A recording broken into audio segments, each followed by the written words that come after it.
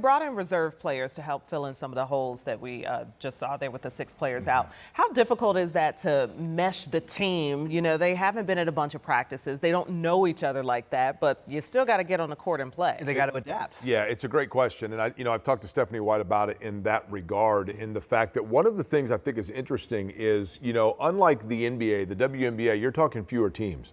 So the depth of talent of players that you're able to get that are not actively on a roster is pretty deep. You're still getting pretty good players, but you have to kind of water down your offense a little bit for that reason. And the fact that, you are getting players that are coming in and are not familiar with one another. But I think they've played so perimeter based and they've tried to just play fast.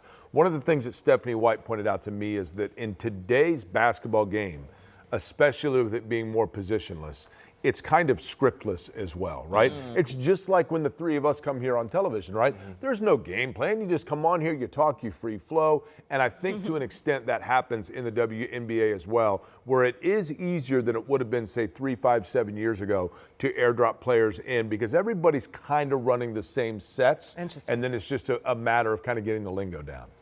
All right. Well, we're glad you're a pro. Thanks for joining us. Well, I don't know about that. Game 2, right? You think they're going to bring it home? Listen, why not, right? I know we hope so. I just heard about it, right? The environment's there. It's been a long time. Like, let's go. Go back to Atlanta.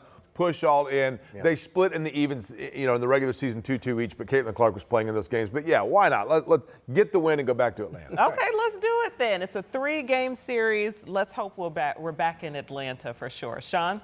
Ash family will be there. We'll see which kind of shape my voice will be in tomorrow here. Let's get it done. If you're coming down for the game, I will tell you it's going to be warm heading into the field house. Temperature is going to still be in the middle 80s, heading home in the 70s. Now coming up in just a little bit, we're going to run down some trouble spots on the roadways here.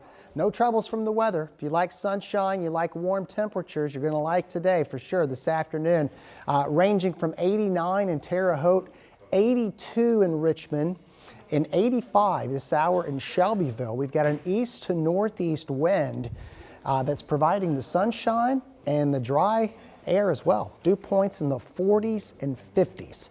So it's a dry heat that's in place. Mentioned the sun. There's just a little bit more cloud cover from a coastal low over the far eastern part of the state. Brings us some of that low cloud cover occasionally, but the rain, it's going to stay to the east of us. We'll talk about the slight rain chance here in just a little bit and have an update again on traffic coming up here in just a few minutes. We'll see you then. All right, Sean, thank you. In the courtroom this afternoon, a judge denied a request to reduce bond for a father charged with neglect. His 2-year-old daughter shot and killed herself with his gun back in July. 23-year-old Leontay Anderson asked the judge to reduce bond to $8,000 cash, but the judge kept the bond at $40,000. The judge ruled that that amount was reasonable and appropriate because Anderson fled to Chicago when a warrant was issued for his arrest, and he is a risk to flee again. Court records say that 2-year-old Harmony Anderson found her dad's gun on top of a shoe rack in the family's home on Ralston Avenue. She was shot and killed in July, and you will hear from the baby's mother ahead on 13 News at 5.